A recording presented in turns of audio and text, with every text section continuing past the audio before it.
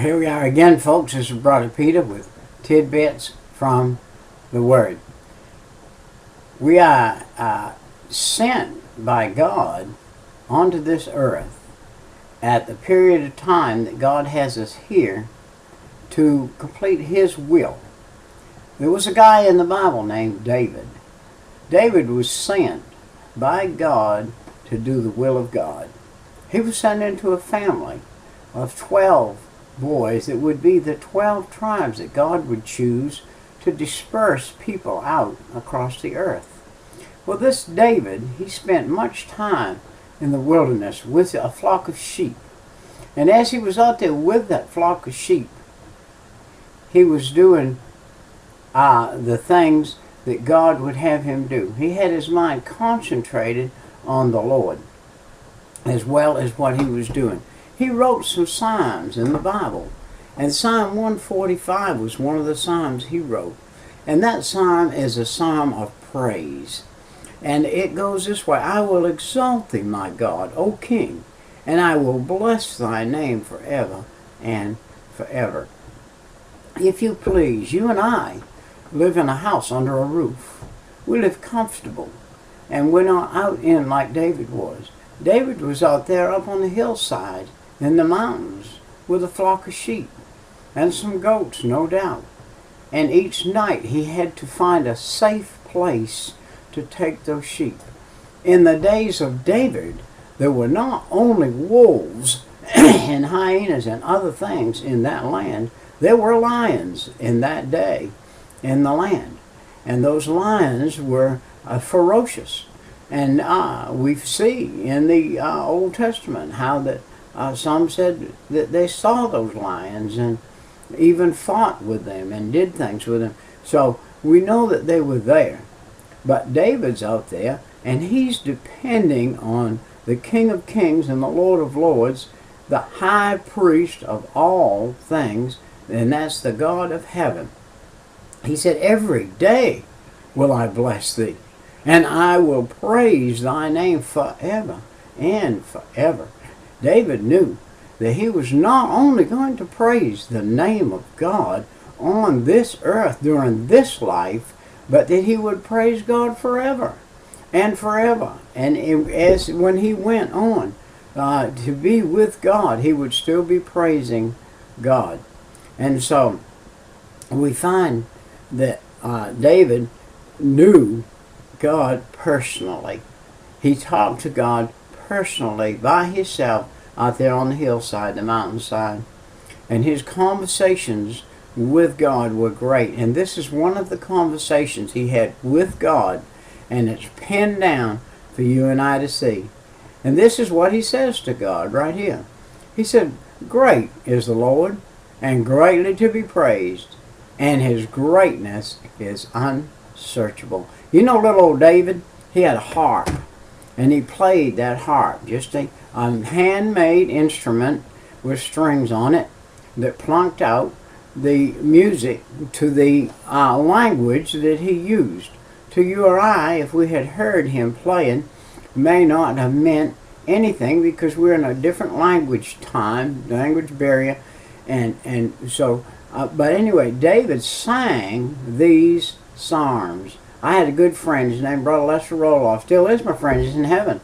But he could sing the psalms. He could tune in, and actually sing these psalms like David did.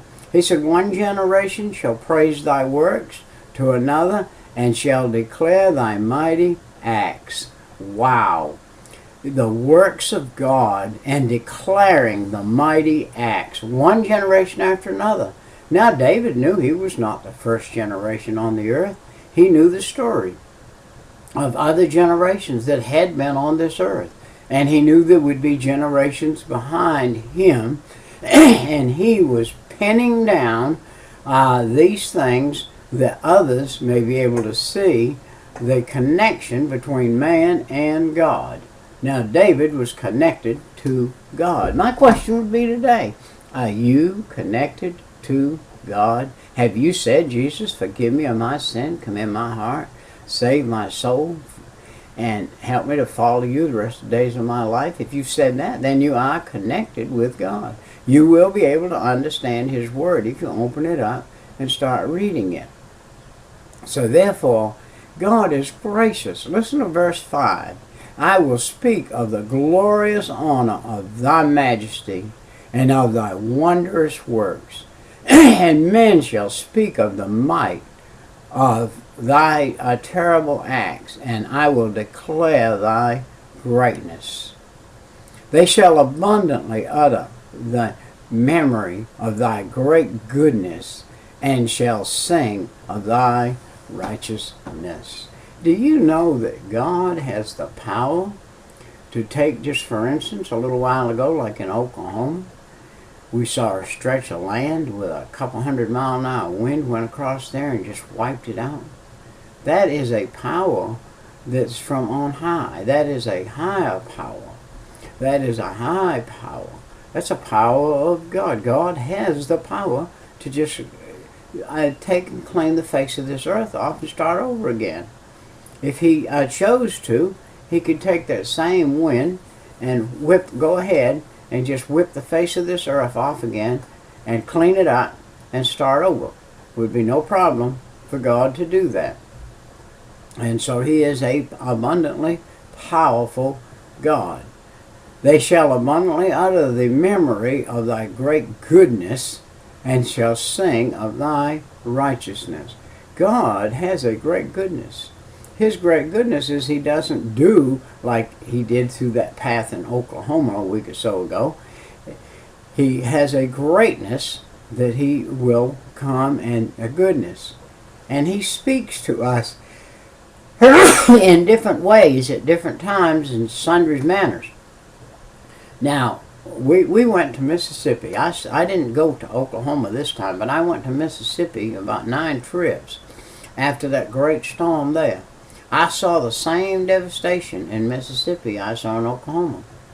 And just land after land after land, nothing on it. The house is all poof, gone. And so we saw places like that. And I know how that can be. But God has, every now and then, has to speak in different areas of the country loudly. And as He speaks loudly, He wants people to step up, shape up, recognize Him, and do and follow His good works. The Lord is good to all, and His tender mercy are over all His works. His tender mercy is out there for you and I. If you are in trouble, if you are a Christian and you're having mind problems, you need to get in the book. Get in the Psalms. Get in the Proverbs. Get in the Proverbs and read. Read Proverbs chapter 8, one of the best Proverbs in the Proverbs. All the Proverbs are good. But in Proverbs chapter 8, talks about the wisdom that came into the world, which was the Son of God, Jesus Christ, who was here before there was a before, and He came again in the flesh, that you and I may be able to have that wisdom in our life and in our soul, to make known the sons of men His mighty acts and His glorious majesty of His kingdom. Sometimes He has to make known Himself. I asked when we went down to Mississippi, I'd stick my head in a car and I'd ask people, do you believe that God has spoken? And there may be 5 or 6 people in there, and it would be a unanimous yes. It was kind of, in a way, comical, another way it wasn't, but I don't care how many people there was, you asked that question and the whole answer was yes. Yes, they believed that God had spoken. They believed that God had spoken and said, hey, those of you who are still alive and still around here need to shape up, need to think about me. And because I have the power to do just exactly what has happened here. I have that power to release the weather and it will come across here. Let's look at some attributes of God. He upholds all that fall. He raises up all that bow down, all the eyes of His life. He gives all meat in due season.